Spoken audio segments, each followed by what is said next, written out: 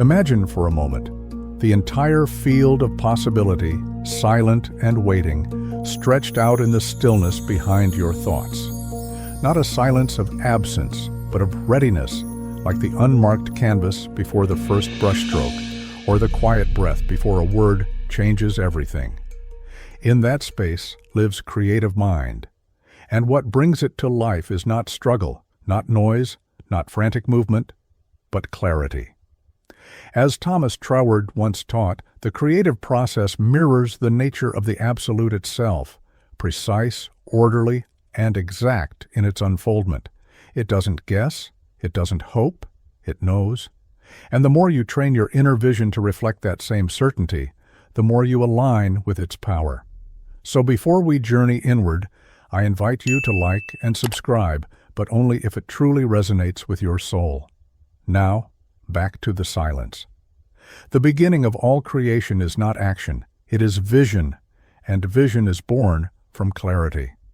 You must first know what is before you can truly declare what shall be. The problem is that most people skip this step. They chase results with blurred perception, hoping movement will substitute for understanding. It won't.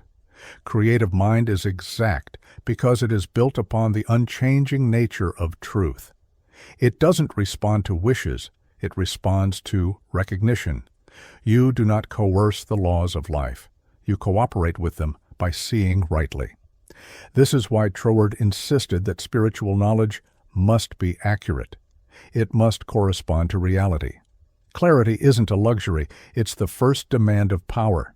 You cannot create from a place of confusion. You cannot speak order into existence while your own mind is in disorder. And so, before you set an intention, before you begin any affirmation, there must be a stripping away, a return to stillness. You must see what you're truly dealing with. What is the inner premise you're building from? What silent belief is shaping your view of the world before a single word is spoken? Most people try to speak their way into transformation without shifting their mental premises. But your premise is the prayer. The hidden knowing behind your words is what life hears. You may say, "I am worthy," but if the premise beneath that statement is doubt, then doubt is what goes out into the field of cause. This is why clarity is everything.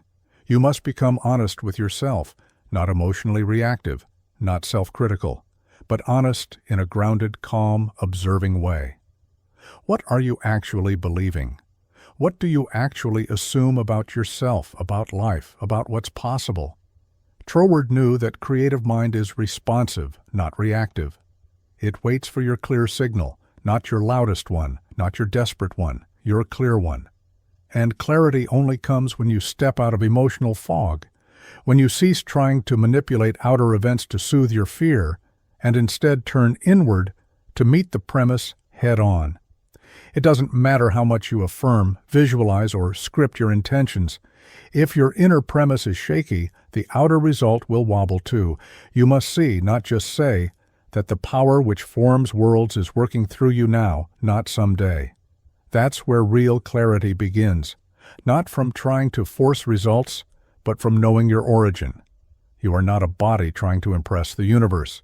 You are consciousness expressing through form. The power is not outside you, it is within you, awaiting recognition. And until you recognize it, your words remain empty.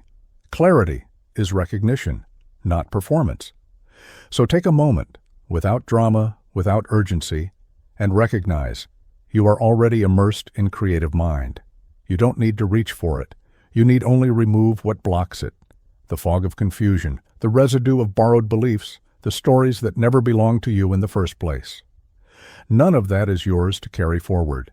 From this place, intention becomes sharp. Speech becomes clean. Action becomes elegant. There is no wasted motion when clarity guides you. You do not plead with the universe, you declare. And your declaration is not a shout into the dark, but a clear signal powered by inner congruence. Remember, the beginning of mastery is not when you learn a new technique. It's when you no longer run from the truth of your own premise. When you stand in your own mind and claim its power with clean vision. when your knowing is stronger than your need to be reassured. Troward reminds us, the universe is not moved by sentiment, it is moved by law, and law responds to order, to mental accuracy, to coherence.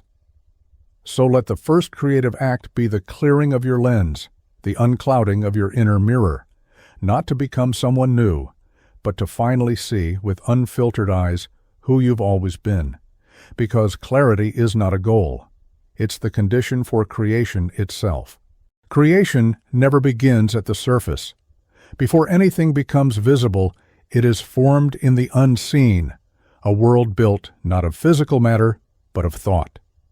And yet, not just any thought will do. It must be stabilized, emotionally rooted, and free from contradiction. This is the principle of mental causation. It is the invisible engine behind every outcome you call real. To understand how the world moves, you must understand how you move within. The cause is not in the thing, it is in your relationship to it. This is where most lose their power. They try to change the outer while their inner premise remains scattered. But the universe doesn't respond to the words you say, it responds to the energy with which those words are held. There is a silent power at work in every moment, a silent decree you make with your feeling state. When you think a thought and it is joined by a feeling of certainty, you have struck the tuning fork of creative mind. Something is now set into motion, whether you notice or not. That motion may be slow, it may take a form you did not expect, but it is set in motion all the same. The mistake is believing that you have to make it happen. You don't. Your only job is to stabilize cause. That means identifying what you actually believe, then strengthening the inner reality until it is felt as true. This is not pretending. It is not faking it. It is aligning yourself with what is real on a spiritual level, what is already complete in the unseen, so that the outer may conform to it. When Troward spoke of spiritual law, he wasn't speaking in metaphor. He meant actual, lawful movement of creative force. A law just as exact as gravity, just as impartial, just as consistent. It doesn't reward virtue or punish vice. It mirrors what is held consistently and clearly in mind. That's all. You may wish for change. You may hope for better. But if your emotional atmosphere still holds doubt, resentment, or chaos, that is the tone that vibrates beneath all your intentions. And tone, not volume, is what creative mind responds to. Let this be clear. Emotion is not weakness. It is not the opposite of intellect. It is the amplifier of thought. Without it, your thoughts float, ineffective, uninspired. But with it, when aligned and focused, your thought becomes magnetic. It takes on spiritual mass. It gains authority. So the real work isn't to think positively while feeling afraid. It's to feel accurately, cleanly, and deliberately. That means resolving inner contradictions. That means recognizing when your surface desire is being canceled out by a deeper belief that says, I don't deserve this, or this is too good to be true. Those inner contradictions dilute cause. They disperse your power, but once exposed, they can be healed, not with force, but with understanding. Once you see them for what they are, false conclusions, absorbed from other people's pain, they lose their hold. You are no longer at war with yourself, and when your thought is unified, your power returns. Troward emphasized this over and over. Spirit acts through the individual, but only in accordance with the individual's perception of truth. That means what you know to be real in your heart is what creation mirrors back. Not what you want to be real, not what you try to affirm, but what you inwardly accept as possible for you. And that's the part we must get honest about. What do you accept as possible? Not just for people in general, for you. Do you truly believe you are eligible for peace, for ease, for a life that unfolds with meaning and rhythm? Or do you secretly believe you must hustle, push, and suffer your way into worth? Because whatever that silent acceptance is, that's your decree. And that decree does not wait for permission. It is always working, always attracting, always selecting the forms that match its tone. So if you want to create something new, you must offer something new at the level of cause. Not in your outer behavior, but in your silent atmosphere. You must dare to feel aligned before proof shows up. You must dare to emotionally invest in the unseen before the world gives you confirmation. This is not delusion. It is the truest sanity. It is how the laws of mind have always worked. They do not begin with the seen. They begin with the invisible architecture of thought and emotion, stabilized into pattern. So pause, not to escape, but to witness. What pattern are you creating now? What are you holding in feeling and assumption that is setting your future into motion? When you begin to answer that, not as philosophy, but as an inner fact, you will reclaim your place as cause. You will stop reacting to the outer world as if it has the final say. It doesn't. The final say is yours, but only when you're ready to become silent enough to speak the language of creative mind. That language is not spoken out loud. It's spoken in feeling. It's written in thought. It's broadcast in tone. And once stabilized, it cannot fail to produce a form. There's a rhythm to life that becomes clear only when you stop trying to force your way ahead. It's not random. It's not cruel. It's not even personal in the way most people assume. It is lawful, structured, intelligent, but it only reveals itself to those who accept their place in the sequence, not above it, not beneath it, but within it. You are not separate from the divine order. You are a channel through which it expresses. And yet, this order doesn't override your will. It waits for alignment. It respects your inner premise. The law cannot interfere with your belief because that belief is the directive.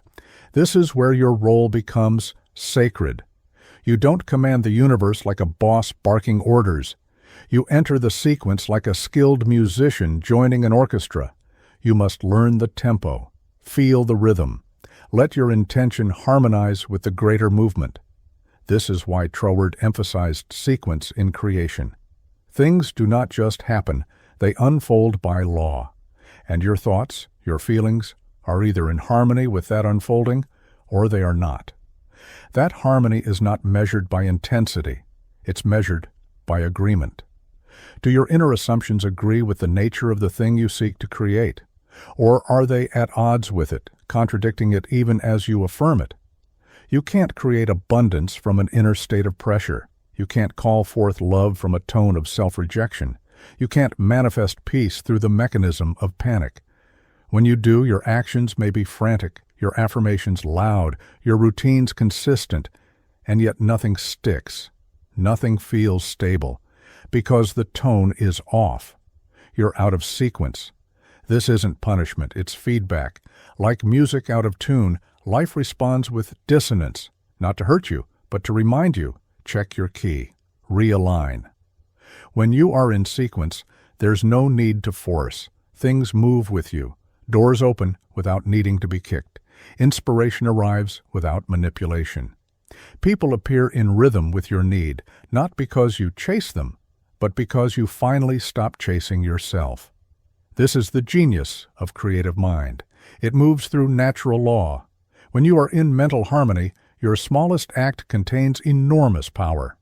When you're out of sync, even your loudest declarations fall flat. So how do you enter the sequence? You begin by becoming still enough to recognize it.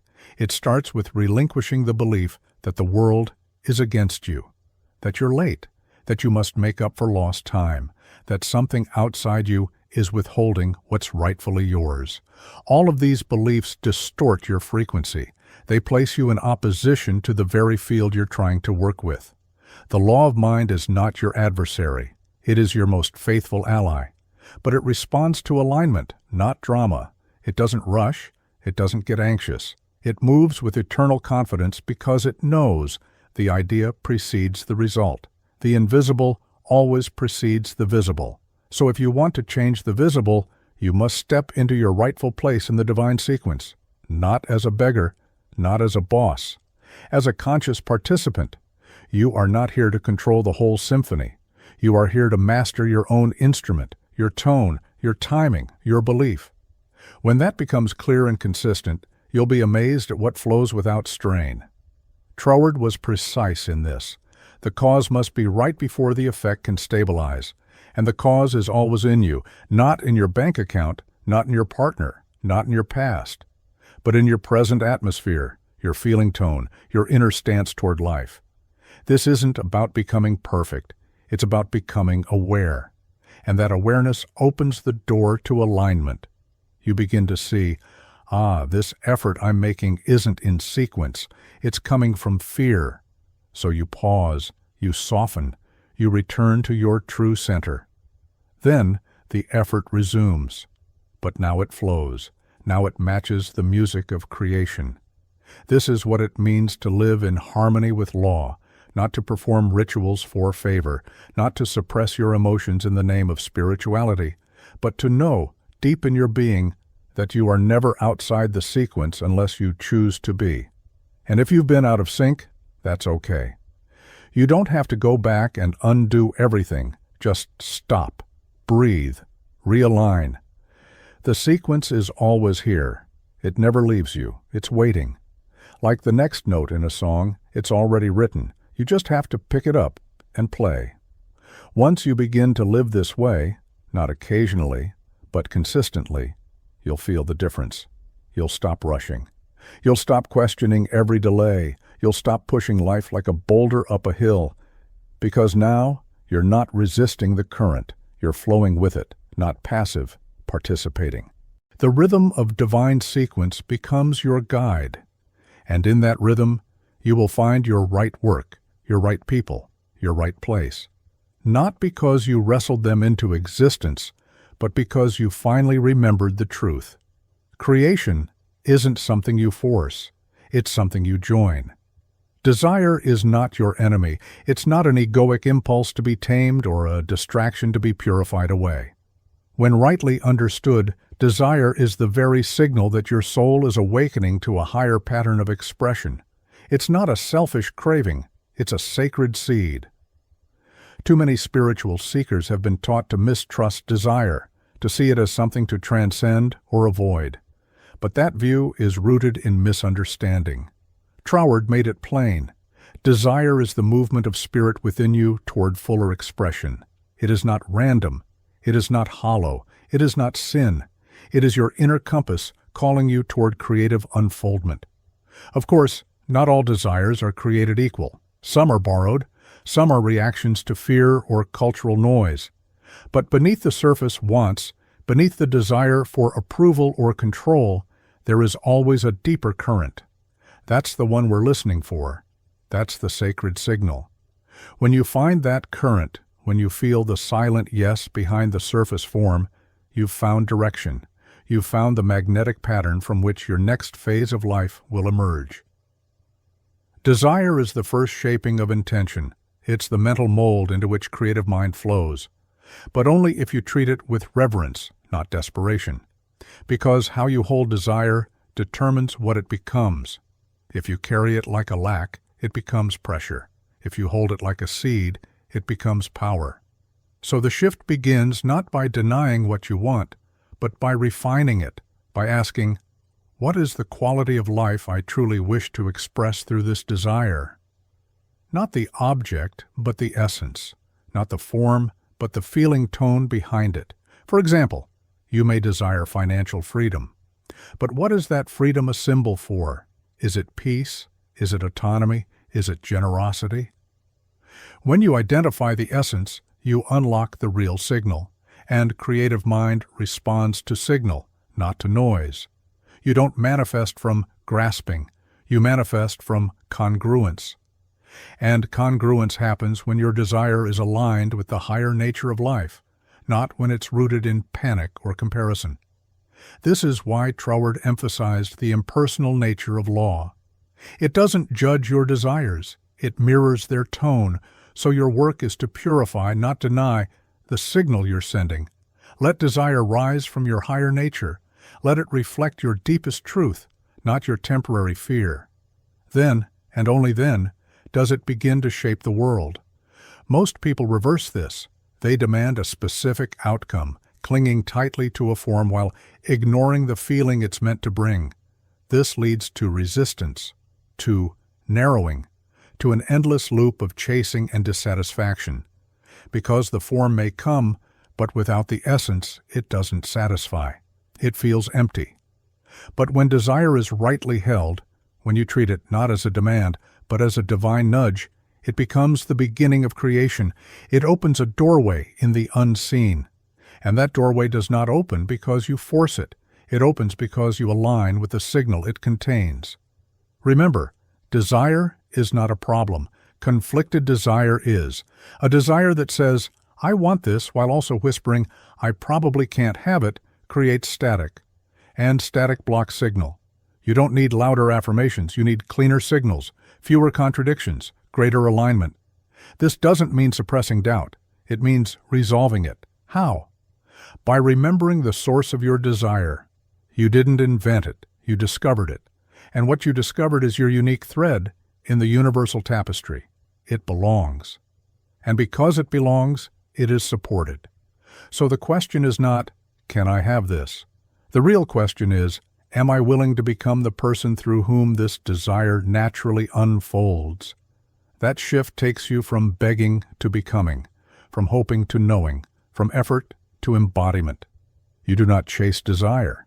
You become the pattern that fulfills it. You stop making demands and start making room. The room is made not with cluttered plans or frantic striving, but with clear alignment. And in that clarity, the magnetic field strengthens. The seed takes root. Troward was clear. Your thought is not a request. It's a mold. And desire, when clean and strong, shapes that mold. It is not childish to want. It is divine. But only when you stop worshiping the object and start honoring the process. So go ahead. Want what you want. But hold it rightly. Ask of every desire, is this born of my soul or of my scarcity? The answer will shape your atmosphere, and your atmosphere shapes your life. Let desire be sacred. Let it be precise. Let it be a mirror of your highest awareness, not your lowest escape. Then desire becomes what it was always meant to be, direction. Emotion is not your weakness. It is not the unruly child of the mind, nor the barrier to reason. Emotion is the amplifier of creation. It is the invisible fire that gives thought its weight, its voltage, its ability to move the invisible into the visible. Without it, thought is a whisper. With it, harmonized, not chaotic, thought becomes a decree. Many have tried to think their way into transformation while feeling the complete opposite. They write the affirmations, visualize the outcome, repeat the script, but they feel anxious, small, unsure. And so, the creative mind takes its cue from that deeper tone. It bypasses the surface thought and mirrors the emotional charge underneath. Because law does not obey language, it obeys vibration. Thomas Troward knew this well. His teachings were not cold logic. They were infused with the understanding that spiritual law is sensitive to the quality of mind and feeling. Not the noise, not the repetition, the quality. That means your emotional state is not a side issue. It's central. It colors every intention. It gives texture to every thought. But what matters most is not just feeling, but feeling in harmony. Feeling aligned with the truth you are declaring. Not excitement for its own sake, not desperation disguised as passion, but steady, congruent emotion, a tone that matches your intention. Most people think emotion is something that just happens to them, but it's not. Emotion is a response to interpretation. You feel what you believe, and that means emotion can be guided, not suppressed, not denied, but redirected through conscious awareness. So let's be clear, emotion is not your enemy, but it can become a saboteur when unexamined. For example, you may affirm abundance while secretly carrying shame. You may visualize success while inwardly resenting those who already have it. You may say, I know it's coming, while feeling ignored by the universe. These emotional contradictions create split signals, and split signals generate inconsistent results. Not because you're being punished, but because the law is precise. It reflects what's stable. It magnifies what's coherent. So how do you harmonize emotion? You start by noticing, not judging, what you're really feeling underneath the thought. Don't pretend. Don't layer positivity over fear. Instead, listen. Acknowledge. Then gently invite the emotion to shift, not by force, but by reframing the belief that gave rise to it. Troward never asked you to suppress feeling. He asked you to understand it, to elevate it through understanding of truth. When you know that your desire is lawful, that your good is possible, that your source is never outside you, then your emotion naturally rises to meet that clarity. You don't need to hype yourself up. You need only return to knowing. From that knowing comes calm power, not adrenaline, not nervous excitement. But that subtle tone of yes, the quiet certainty that you are now in alignment, and so movement will follow. Emotion, when rightly held, accelerates creation. It infuses thought with magnetic energy. It says to the law, "This is not a wish. This is a living reality already formed in me, and so it must take form around you." But if your emotional tone is chaotic, desperate, or laced with self-doubt, even the most beautiful thoughts become distorted. It's like pouring pure water into a muddy stream. The result is still murky. You must clean the stream, and you do that by facing the root of the emotion. What story are you still believing that creates this fear? What assumption are you holding that keeps this anger alive? Not to shame yourself, not to fix yourself, but to understand where your emotional energy is being diverted so you can reclaim it. Once reclaimed, that energy can be fused with intention. Now you're not just thinking, you're creating. Because now your thought is alive with inner agreement. It no longer needs to fight the undercurrent. It is the current. Let this be your practice. Before you act, before you declare, check the tone. What emotional signature are you imprinting into your thoughts? Are you speaking from grounded clarity or from the echo of old wounds? Are you affirming from inner peace or from a nervous rush to fix something? Emotion tells you the truth about your alignment. It reveals whether your inner world is in harmony with the idea you wish to express. Not to punish you, but to guide you. So do not fear your emotions. Do not bypass them. Invite them to align. Teach them gently with the truth of your being. Let the emotional fire be refined, not extinguished. Let it burn through doubt, through confusion, through every inherited lie that ever told you you were separate from your own power. Because when your feeling matches your knowing, the law of mind moves swiftly. It responds not just to what you think, but to what you mean. And meaning is carried not in words, but in emotion. Master that, and you will find that creation does not delay. It moves with you as you. Knowing is not the same as hoping. One builds, the other waits. One shapes cause, the other defers to circumstance. Hope can keep you afloat in dark times, but it is knowing that walks you out of the storm and into transformation. This is the divide that most never cross. They live in a kind of spiritual limbo, speaking words of affirmation, practicing rituals, following techniques, but still anchored in hope. I hope this works. I hope it's my time. I hope the universe hears me. And while hope may feel safer, it is not creative. It does not issue a command to the law. It only signals hesitation. Troward made it clear. The law of mind is not activated by wishful thinking. It is activated by conviction, the kind of quiet, immovable knowing that comes from alignment, not from trying to trick yourself into belief, but from an inner realization of truth. Knowing is not loud. It does not chase signs. It does not monitor the outer world for evidence. It simply is.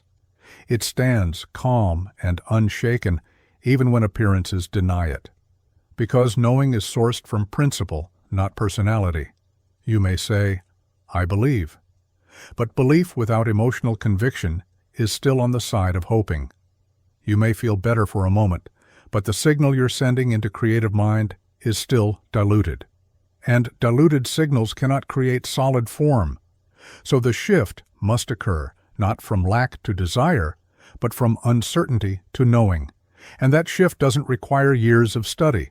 It requires a moment of clarity, a deep recognition that your thought, backed by spiritual law, has weight, that your intention, rightly held, is cause. This is not arrogance. This is not self-inflation. It is cooperation with truth, the truth that you are not a spectator. You are not waiting for a break. You are not at the mercy of trends or timing. You are working with a law that responds to the tone of your inner atmosphere, and knowing is the most powerful tone of all. But let's be honest, knowing doesn't arrive just because you want it to. It arrives when you clear away the mental fog of contradiction, when you stop trying to believe and start letting belief take root.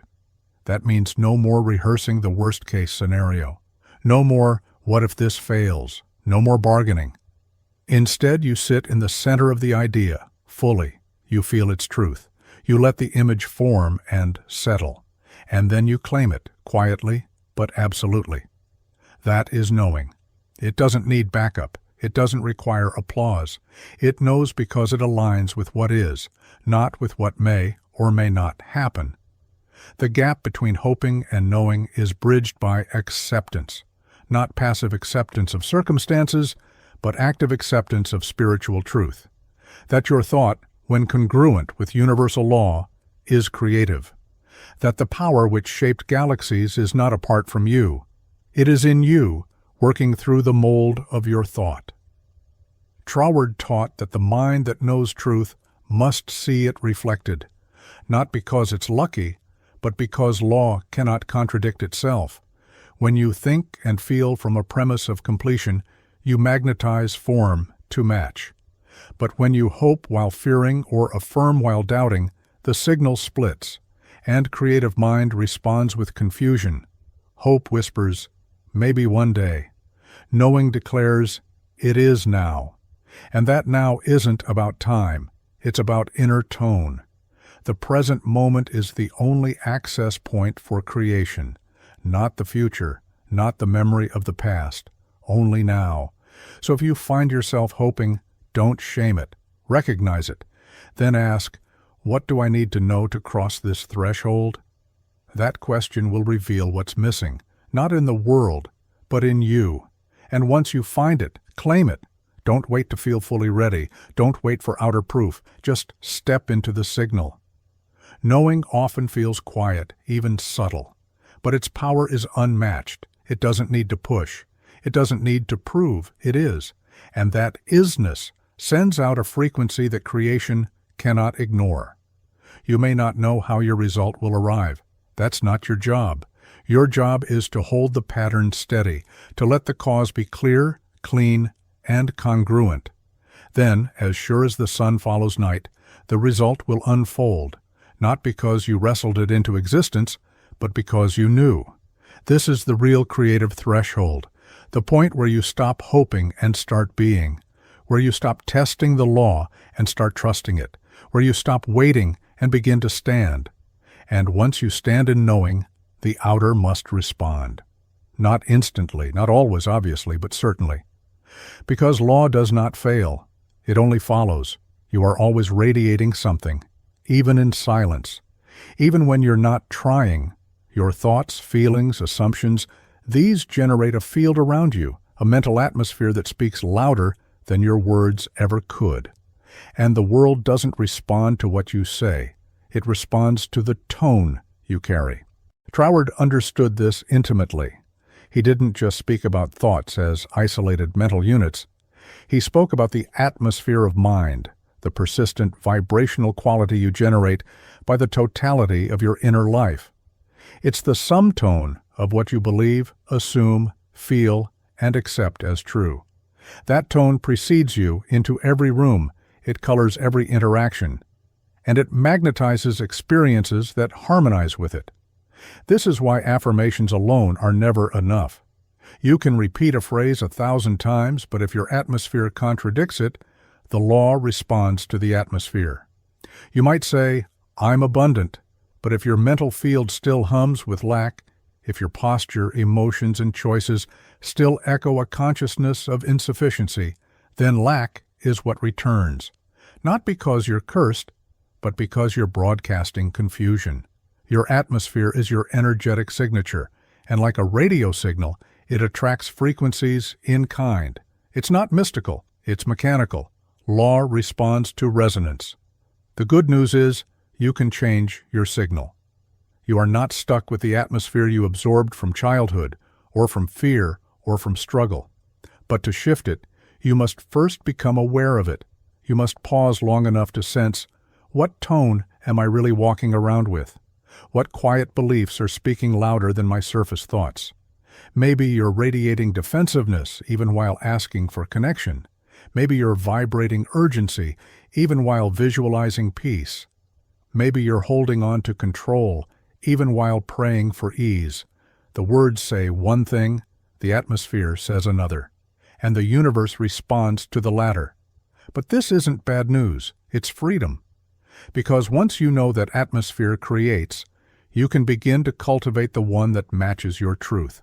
Not perform it, not fake it, but live from it.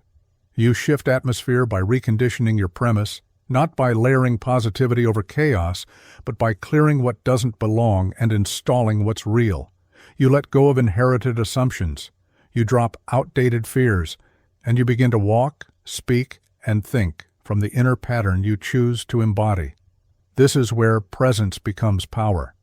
Because when your atmosphere is aligned, when it carries the clear tone of peace, confidence, worth, you don't need to convince anyone. You don't need to over-explain. You don't even need to announce your intentions. People feel it. Circumstances shift to meet it. Opportunities organize around it.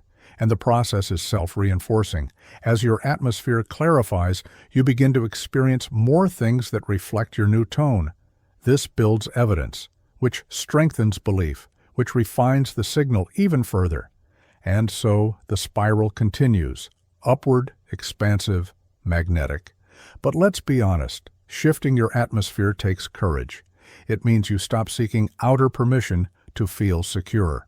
You stop outsourcing your peace to circumstances. You decide, this is who I am, this is what I believe, and this is the tone I choose to live in, before any proof arrives.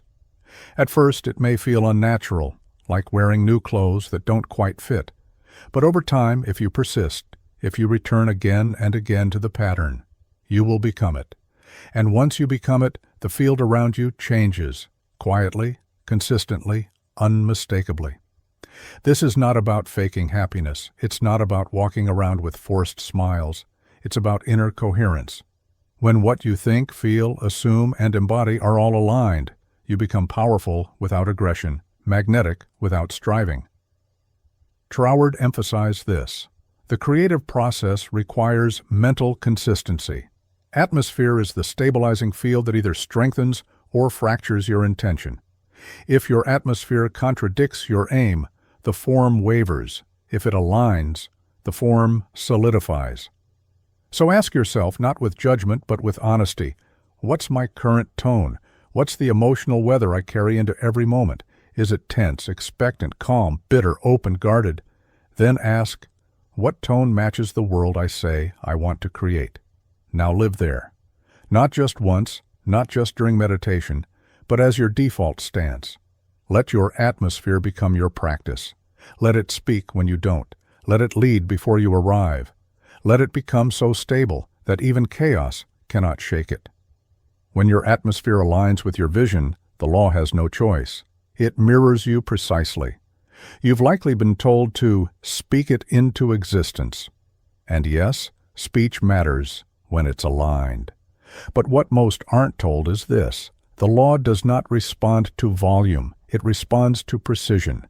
You can shout your affirmations from the rooftops, recite declarations in front of a mirror, fill journals with written intentions.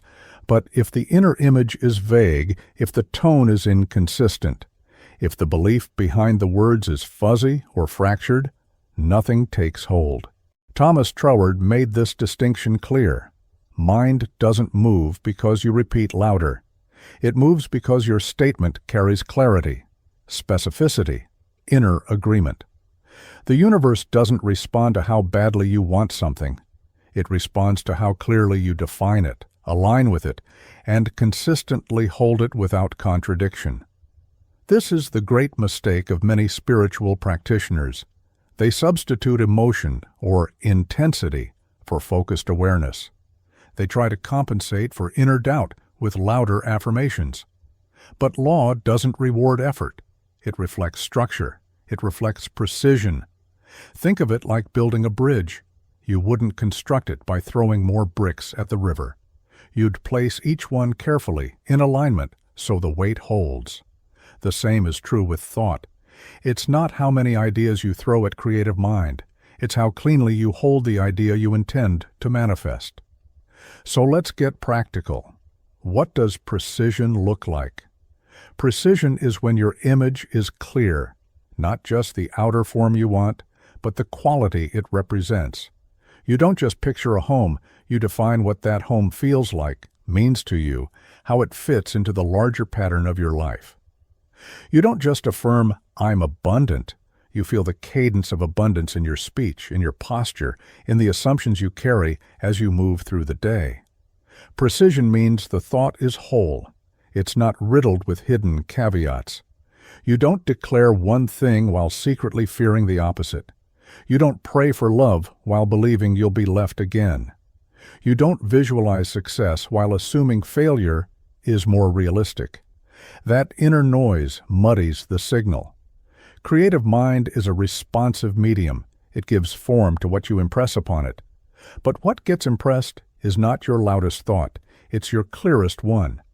And clarity is silent, calm, steady. Precision also means you're not grasping at outcomes. You're not micromanaging every detail. You don't need to plan the exact sequence of how your result arrives. Your job is to hold the pattern, not to force the form. The moment your thought becomes desperate, it becomes distorted. Because desperation is not clarity, it's clutter. Troward taught that the best mental work is done in peace. Not laziness, not passivity, but that deep inner knowing where thought is planted and left undisturbed. Like a seed in fertile ground, it does not need you to dig it up every hour to see if it's growing.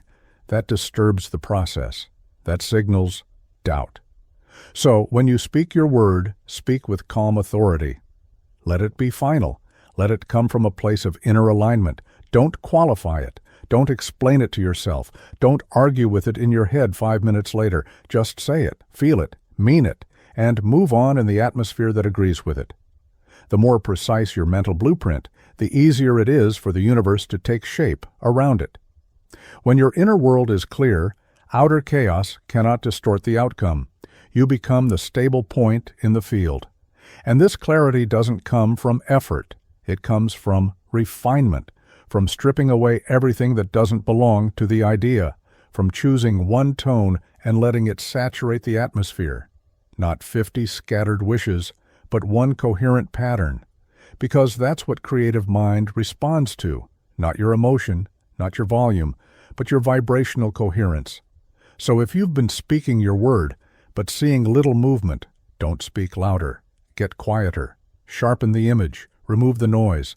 Ask yourself, do I feel what I'm saying? Do I believe it when no one is watching? Do I live as though it's already true? If the answer is no, adjust. Not with shame, but with awareness. Reclaim the focus. Drop the clutter. Choose the tone again. Creation does not need drama. It needs precision. The most powerful thought in the world may arrive on a whisper, but if it is held clearly and carried fully, it moves mountains. So speak, but speak with accuracy. Align, but align from wholeness. And remember, the universe is not hard of hearing. It is infinitely precise, and it's listening to your clearest signal. There is a kind of strength that doesn't look like action, a kind of motion that comes from stillness. In a world obsessed with hustle, urgency, and endless doing, the idea of stepping back can feel wrong, even dangerous. But in the creative process, withdrawal is not retreat. It is refinement. It is how you reclaim your center and reassert spiritual cause. Troward understood that withdrawal is not weakness. It is strategy. It is the sacred pause that clears interference. It is the moment when you stop pushing, stop fixing, and stop reacting long enough to remember who you are and what you're actually doing. When your mind is cluttered with tasks, opinions, and surface urgency, it cannot create clearly. It becomes reactive, not directive. And a reactive mind cannot hold cause. It chases, it defends, it tries to manage the effects without stabilizing the source. But when you withdraw, not to escape but to regroup, you step out of the noise and into command. You stop trying to solve problems from the level of the problem and instead rise into the clear air of principle. From there, you can see again, you can think cleanly, you can feel your own tone return. This isn't about disappearing or avoiding life. It's about knowing when to pause so that your next move comes from alignment, not panic. It's about cultivating the kind of inner spaciousness that allows creative mind to work through you instead of being blocked by you. Most people try to fix their lives from a place of emotional turbulence. They speak words of power from minds full of contradiction, and then wonder why nothing stabilizes. But power flows in precision, and precision requires calm. Calm doesn't mean passive, it means coherent. It means free from static. This is the art of constructive withdrawal. It is a return to inner order, not forever, not to isolate, but just long enough to re-enter the field with clarity. To let your mental and emotional field settle so you're not just reacting, you're creating. Even the most advanced minds need this. Troward often stepped away to think deeply, not to find answers in books, but to let the truths he knew organize themselves within. That's not laziness. That's participation in law. That's recognizing the rhythm of unfoldment. You are not a machine. You are a center of expression within infinite mind. Your clarity, not your constant action, is what generates movement. Withdrawal helps you let go of effort that's not working. It breaks the addictive cycle of trying harder when trying smarter would do. You stop fueling the problem and start holding space for the solution to arrive, not through stress, but through law. So how do you know when it's time to withdraw? You know when your thoughts are spinning and nothing feels grounded. When you're repeating affirmations that no longer feel alive. When your actions are motivated by fear instead of inspiration. When you're no longer moving with the idea, but running ahead of it, trying to force results. That's your signal. Not to give up, but to step back, breathe, reset, let the field reorganize, let the mental atmosphere shift. You're not abandoning the idea. You're making room for it to breathe, for it to return to you with new clarity, new energy, new form. And here's the irony. Often, the very thing you've been struggling to produce flows effortlessly once you step away. Not because you gave up, but because you stopped interfering. You cleared the turbulence. And the law, precise, unwavering, responded to your cleaner field. This is not detachment in the cold sense. It is attunement. It is a sacred gesture that says, I trust the power working through me. I do not need to chase what is already aligned. I only need to hold my tone and act when moved from within. When you live this way, you stop burning out. You stop overreaching. You stop exhausting your nervous system in the name of spiritual practice. You realize the most potent movement often arises from the stillest place. Constructive withdrawal is not silence for its own sake. It's the silence before clarity, the space where noise fades and pattern emerges. It is a return to cause. You are not here to react to the world. You are here to generate it. But generation requires clean energy, refined thought, and unconflicted emotion. And that level of alignment cannot be reached when you're tangled in constant motion. So trust the pause. Use it. Honor it. Step back, not because you're unsure, but because you are certain. Certain that law moves best through a mind that is clear, a tone that is settled, and a soul that is listening. Because when you emerge from that pause, you won't need to prove anything. Your next step will carry the full weight of creative power, not because you forced it, but because you aligned with it. You are not at the mercy of conditions. You are not a passive observer of fate. You are not subject to the whims of chance or the opinions of others. You are, and always have been, a center of spiritual causation. There is a deeper place within you, a place untouched by time, unshaken by circumstance. That place is your inner authority, and it is the gateway through which all true creation flows. Not a persona, not a role, not an ego mask, but the essence of you that knows, I come from cause. I am an extension of the creative intelligence that governs all. Thomas Troward emphasized this truth relentlessly. The power that creates is not somewhere outside you. It is within, always waiting to be recognized, claimed, and expressed. But it does not impose. It waits for your consent, for your recognition. Until then, it remains dormant, not because it is absent, but because you have not yet allowed it to move through you. The world teaches you to look outside, to seek validation, permission, guidance, to ask, what should I do? Or, will this work out for me? But the spiritual path, real, grounded spiritual development, demands something deeper, a return to inner jurisdiction. This doesn't mean arrogance, it means awareness. Awareness that your true power is not in controlling people or events, it's in recognizing that your thought, once aligned with law, becomes cause. It initiates the process. It commands attention, not from a place of force, but from the quiet authority of truth. Your conditions don't define you. They reveal your current pattern. But you are not the pattern. You are the one who sets it. And you can set a new one the moment you stop reacting and start reclaiming. What does that look like? It means you no longer beg the universe to change things for you. You no longer plead for signs or reassurance. You no longer wait for evidence before feeling empowered. You understand? The law responds to inner stance, not outer need. And the stance of one who knows their origin is steady. You can speak your word with power, not because you've memorized the right phrases, but because your consciousness is rooted in cause. When you say, "This is the truth of my life," the law listens, not to your lips, but to the tone of your being. It detects coherence, and it moves accordingly. This is why surface-level affirmations often fail. If the inner premise is still, "I am powerless," then no matter what you say, that premise carries more weight. You must begin from the premise that you are already one with the creative process. Not someday. Now, always. But beware. The temptation to blame conditions will always pull at you, especially when things are slow to shift, especially when evidence lags behind. You'll want to say, "See? It's not working." That's the test. Not of faith, but of understanding. Do you still believe that cause lies outside?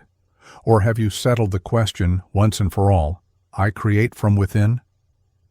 Troward wrote, "Principle is not bound by precedent." Just because something hasn't shown up before doesn't mean it cannot. Just because your past reflects a certain story doesn't mean your future must repeat it. The question is not, "Has it happened yet?" The question is, "Am I embodying the pattern that causes it to happen now?" Inner authority is not loud. It does not shout. It does not dominate. It simply knows. And that knowing creates a vibration, a field of clarity that begins to reorganize your life from the inside out. People feel it. Circumstances shift to mirror it. Doors open where you once saw walls. This is not magic. It is law. And it begins the moment you stop asking the world for permission and start standing in the creative truth of who you are. So start now, not with effort, but with recognition. You don't need to force your reality into place. You need only stop denying your authorship. Claim your tone. Speak from the center. Declare with calm and final energy the truth that belongs to you. Not because you're trying to escape difficulty, but because you know your conditions are the echo, not the source. And when your tone changes, the echo must follow. This is not a new technique. It is not a secret. It is your birthright. Inner authority is the natural state of one who has remembered, I am cause, not in ego, but in alignment, not as an exception, but as a rule of law. From that place, your word is not a request, it is a declaration. Your thought is not a guess, it is a pattern. Your feeling is not a wish, it is a command. And the universe, hearing such clarity, has only one response: yes. Every structure you see began as an unseen pattern. Every result you've ever experienced, good, bad, or somewhere in between, was first formed in the invisible architecture of thought. This is not metaphor. This is law. The inner pattern always precedes the outer world. Thomas Troward taught this principle with surgical clarity. It is the mental equivalent that shapes the material experience. You do not manifest peace, success, health, or abundance by chasing symptoms. You embody the spiritual prototype, and then life follows, not by exception, not occasionally, but by design.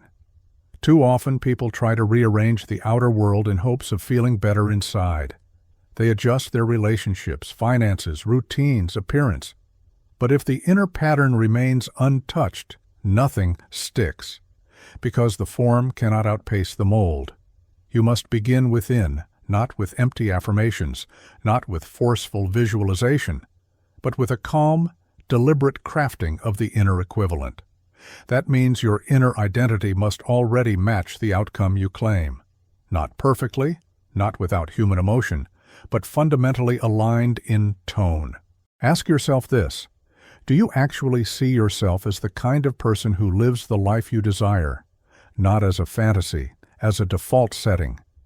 Does your emotional atmosphere agree with that picture? Do your assumptions silently accept it as natural? Or does it still feel like something outside yourself, something you're trying to grab from beyond? Until the pattern is in you, the world has nothing to mirror. Because your conditions are not the enemy, they are feedback. They simply reflect the design you hold most consistently in thought and tone. And this is where power returns. You don't need to control every outcome. You only need to become congruent. When your inner image is whole, when it is harmonized and deeply felt as real, the outer becomes inevitable. Because the law always seeks to express what is held within. Troward explained, the universe is not inventing forms from nothing. It is expressing ideas held in mind. And mind, through you, chooses what patterns are activated. You are the entry point for creation, not the external manipulator of results. So stop asking, why hasn't it happened yet? And start asking, what pattern am I still carrying? If life keeps handing you lack, maybe you've been carrying a blueprint of insufficiency. If conflict keeps arising, maybe the inner design still contains unhealed resistance. Again, not as punishment, but as invitation. Because once the pattern changes, everything else must. The law cannot defy itself. When your inner self-image matches the life you desire, the forms must rearrange, often subtly, sometimes dramatically, but always consistently. This is not a call to obsess over thoughts. You don't have to micromanage every belief. You simply need to install the central premise. A single, stable tone of truth. I am the one through whom this new life emerges. Hold that. Feed that. Return to it until it becomes the default pattern, not the exception. Not the momentary spark of inspiration, but the baseline. The tone you wake up in, the way you walk, the posture of your expectation. When you do, you'll stop reacting to conditions with surprise or frustration. You'll understand that nothing happens to you. Everything flows from you. The pattern is sovereign, and the moment it shifts, the outer world must respond. But you must be consistent, not rigid, not forceful, consistent. This means that even when the old form lingers, you remain faithful to the new pattern. You don't panic. You don't declare failure. You simply hold the design steady. And let time do what time always does, reveal what's already been decided in mind. This is the deeper meaning of faith, not blind belief, but mental consistency rooted in spiritual law. You trust the inner pattern more than you trust appearances, because you know appearances are the shadow, not the source. So return to the blueprint, check the structure. Are you building from fear or from truth? Are you repeating old codes or writing new ones? Are you still waiting for something to prove itself, or have you already decided who you are? You don't need to beg the world to change. You need only embody the pattern that creates it anew. From there, creation is not effort. It is echo. The outer world is your mirror. If you don't like the reflection, don't argue with the glass. Change the image within, and the mirror, by law, must follow. The creative process is never in a rush. It unfolds with calm precision, never startled, never late, never hurried.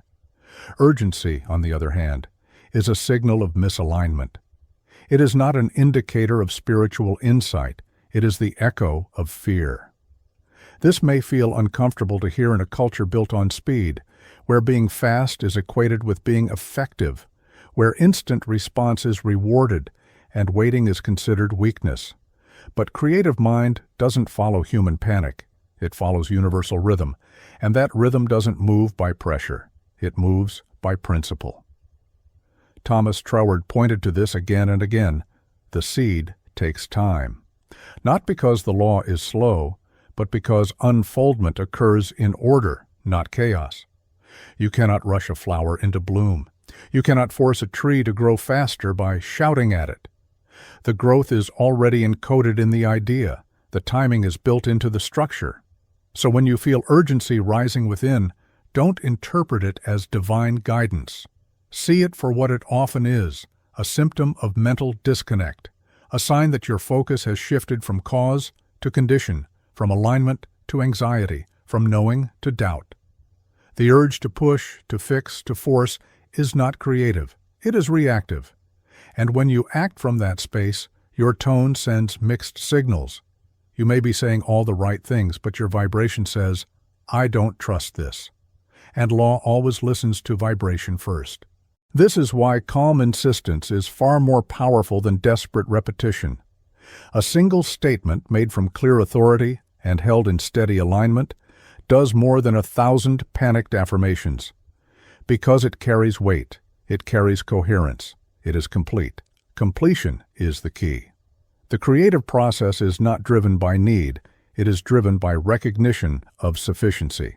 You don't create from absence, you create from already being. The moment you say, "This must happen now or else," you've left your position of power. You've handed your authority over to time. But time is not your master. Time is the space in which the idea matures, and maturity requires stability. If you cannot hold the idea in your inner field without grasping, without pleading, without fear, then the form cannot stabilize around you. This doesn't mean you do nothing. It means your doing is inspired, not panicked. It arises from the seed of clarity, not the weeds of urgency. Your action is precise, not frantic. It flows with the rhythm of unfoldment, not against it. Think of any great artist or builder. Their power doesn't come from rushing the process. It comes from trusting the process, laying each layer with care, knowing that the completed work already exists in vision, and it's only a matter of time before it takes form. You must treat your spiritual creations the same way. You must know, what I have seen within is already real. My job is to hold it with reverence, to act in harmony, to adjust when needed, but never to panic. Because panic is noise. It clouds perception. It interrupts the signal. And when the signal is scattered, the result becomes unstable. But when you drop the urgency, when you stop needing proof right now, you enter the true creative state, relaxed precision, focused stillness, deep inner trust. Troward called this spiritual poise. It's not apathy, it's inner certainty, the kind of certainty that says, "I know what I've set in motion. I know the law cannot be broken. I know this idea, rightly held, will take shape, because the pattern has already been accepted in mind." This is not passive spirituality. It is powerful cooperation. You are not waiting helplessly. You are holding the pattern, living the tone and releasing the strain. And in that space, things move, ideas come, doors open. The world begins to shift, not because you forced it, but because you aligned with it. You respected the rhythm. You embodied the pace of creation. Urgency wants something to change so it can feel safe. But true safety comes from knowing that law is already working, and your only role is to remain consistent. So if you feel urgency today, pause. Not to delay action, but to realign. Ask, am I trying to force what's already unfolding? Am I reacting to fear or responding from truth? Can I hold this idea with peace even before it arrives? The answers will tell you everything, because the creative process does not accelerate for fear, it responds to calm conviction. And when your tone becomes quiet, focused, and unwavering, the idea arrives right on time. Mastery rarely looks like fireworks.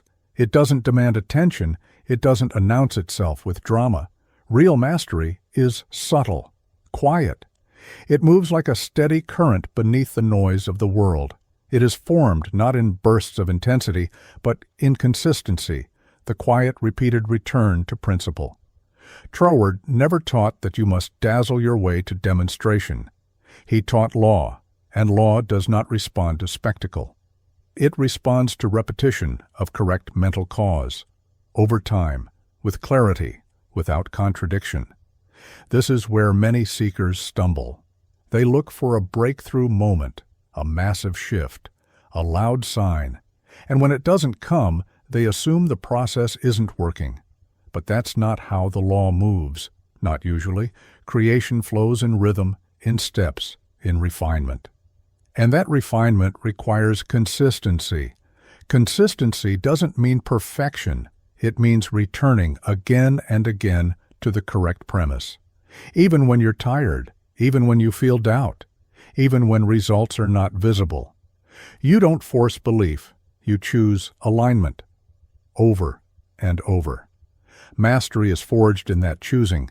You begin to notice the same thought that once felt new and exciting now feels natural. You don't need to hype yourself up. You don't need to wrestle your emotions into agreement. The idea is beginning to live in you. It's not a technique. It's your default tone. That shift doesn't arrive with fanfare. It arrives silently. But it changes everything. Think of a pianist. The greatness is not in one dramatic performance. It's in the quiet hours of practice, the scales, the subtle adjustments, the deepening of familiarity, until what was once effort becomes reflex, fluid, natural. The spiritual path is the same. You are not trying to impress the universe. You are practicing your instrument. You are becoming fluent in the language of cause. And that fluency is earned, not through drama, but through steady return. So when the mind wanders, you guide it back. When old patterns rise, you recognize them, not with fear, but with understanding. Ah, that's an outdated tone. That doesn't match the pattern I'm living now. And you adjust, not with shame, with skill. That is the essence of spiritual maturity, the ability to self-correct without collapse, to stay in motion even when the outer world hasn't caught up yet, to trust the process enough to repeat the truth, even in silence. Troward said that when an idea is truly accepted in mind, it must express. But the acceptance is not always immediate. It's built through repetition, not of words alone, but of tone, of attitude, of belief.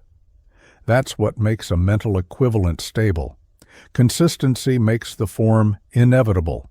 So don't be discouraged if results are slow. Ask yourself, am I stable? Is my inner tone congruent? Do I return to the pattern, or do I abandon it at the first sign of resistance? Because it's not the strength of your desire, it's the stability of your signal that shapes reality. And let's be clear, consistency isn't mechanical. It's not rote recitation or robotic repetition. It's devotional attention. You're building a new emotional groove, a new assumption base. And like all muscle memory, it sets in over time. Every time you return to cause, you reinforce it. Every time you affirm with clarity, you deepen it.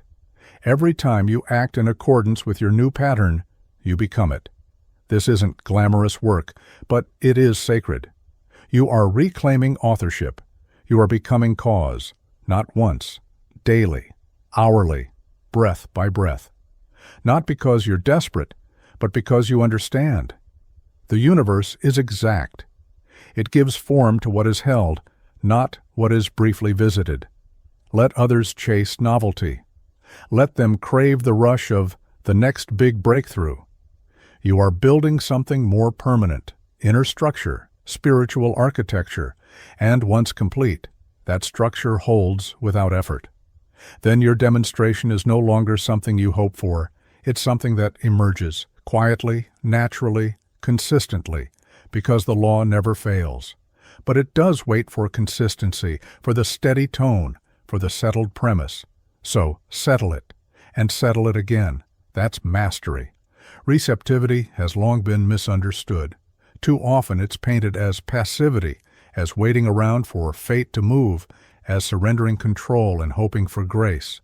But real receptivity, the kind that unlocks the deep forces of creative mind, is nothing of the sort. Receptivity is a form of power. Troward understood this and taught it clearly. The receptive attitude is not empty, it is magnetized. It is not a blank slate, it is a prepared field. It is not inactive, it is inwardly poised, tuned, and ready for expression to meet it. The receptive mind is not hoping, it is expecting, not in a needy, anxious way, but in a calm, rightful sense of, this is already mine in mind, and so I now allow it to arrive in form. You see, when you're constantly trying to make something happen, you're signaling that it hasn't happened yet. You're broadcasting lack. You're reinforcing a gap between where you stand and where your desire lives. The effort says, I don't yet have. The grasping says, it's not here. Receptivity dissolves that gap. It collapses distance between idea and experience, not by pushing, but by accepting the tone of fulfillment before the outer form appears. This is not denial of action. It's awareness of alignment. Because when you're truly receptive, action will come, but it will come from the field, not in reaction to the field. You'll be moved, not driven. You'll be guided, not scrambling. The receptive attitude is confident stillness. It is listening for the inner yes. It is watching the world not with desperation, but with a quiet knowing. My cause is in motion. I don't need to interfere. I need only remain in the state that matches its outcome. This is why so many spiritual students struggle. They affirm and visualize, but their posture is tight. Their eyes are scanning for signs. Their spirit is impatient. They're not receptive. They're restless. But law does not respond to restlessness. It responds to clear invitation, to the relaxed but focused state that says, I've made room. I'm not begging. I'm not bargaining. I'm ready. Readiness is the key. Receptivity is not just openness. It's openness paired with inner organization. You've cleared out resistance. You've aligned your tone. You've accepted the good, not just as a theory, but as a felt reality. That's when the channel opens. You become like fertile soil. You're not digging up the seed every day to see if it's growing. You trust the rhythm. You water the field. You feel the outcome. And in due course, it arrives, not because you forced it, but because you made space for it. Troward said that the law cannot withhold. It is always pressing to express through the path of least resistance. The less you resist, with doubt, with cluttered thought, with unworthy self-concepts, the more easily it flows through you. So the work is not to chase. The work is to unblock, to remove the mental habits that prevent reception, to clear the emotional static that makes you unavailable to your own good. Are you actually available for what you say you want? Have you made space in your mind, your body, your daily life, your self-concept for this new pattern to land? That's receptivity. It's not about waiting. It's about becoming a fit vessel, about tuning your atmosphere so well that when the idea takes form, it simply lands, naturally, easily, almost as if it had nowhere else to go. Because that's the truth. It doesn't. Creation is always trying to reach you. The pattern is already whole. The form is already prepared. The question is not, will it come? The question is, will you let it? Not with begging, with trust. Not with perfection, with willingness. Receptivity is a skill. It's learned, practiced, strengthened. And like all true skills, it makes you powerful without strain. You stop burning energy chasing life, and you start attracting it by who you become. So practice receiving, not by saying yes with your mouth, but by saying yes with your tone, with your time, with your preparation, with your inner permission. Because the moment you are truly receptive, you will find that the world responds, not slowly, not begrudgingly, but eagerly. Because it was never about deserving, it was about allowing. Creation reaches its highest power when it begins, not from need, but from completion. When you act not to become something, but because you already are that something. When your energy doesn't scream, "I lack," but quietly declares, "I embody." This is the true state of creative mastery, when you no longer chase outcomes as solutions to emptiness, but express outcomes as extensions of inner fullness. Troward emphasized that the true creative movement begins with a premise of sufficiency, not because you pretend all is perfect, but because you've realized the inner condition is the starting point. You are not trying to fill a hole. You are letting your wholeness overflow into form. Contrast this with how most people live. They affirm abundance while feeling desperate. They pursue love while feeling broken. They chase peace while being internally at war. The form may be noble, but the energy behind it is contradiction. And law always reflects the tone, not the title. If your life is built on, "when I get this, then I'll be okay," you've already handed your creative power to the external world. You've made your peace conditional, your worth conditional, your stability conditional. And anything conditional is unstable. Creation doesn't flow from instability. It flows from coherence. And coherence means, I am already what I seek, not intellectually, energetically. I carry the frequency of it now. I walk as it now. I speak as it now. Not to fake it, but because I've become it. This is why so much effort goes wasted. People try to manifest from lack. They visualize a better life from the standpoint of needing one. But the very act of needing signals distance. The law doesn't move toward your desire. It moves from your assumption. And if the assumption is, "this is missing," that's what gets mirrored. You must flip the switch. Begin from completion. Begin as one who already holds the pattern, as one who's already aligned with the truth. Your good is not something you're constructing. It's something you're revealing. And that revelation comes through embodiment. Embodiment doesn't require proof. It creates proof. You don't wait for the world to validate your new state. You live it. You let it become your posture, your tempo, your baseline. And here's the paradox. When you stop needing the form, it often arrives. Not because you detached in a manipulative way, but because your tone stopped pushing. It started allowing. You no longer vibrated not enough. You vibrated already true. And the universe, ever precise, matched that vibration. Troward taught, principle is not bound by precedent. That means your past does not determine your potential. But if you keep approaching life as someone trying to fix themselves, change remains effortful.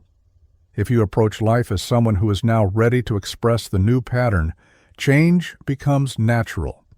You are not climbing a ladder to worthiness. You're activating what has always been there, waiting behind your false conclusions.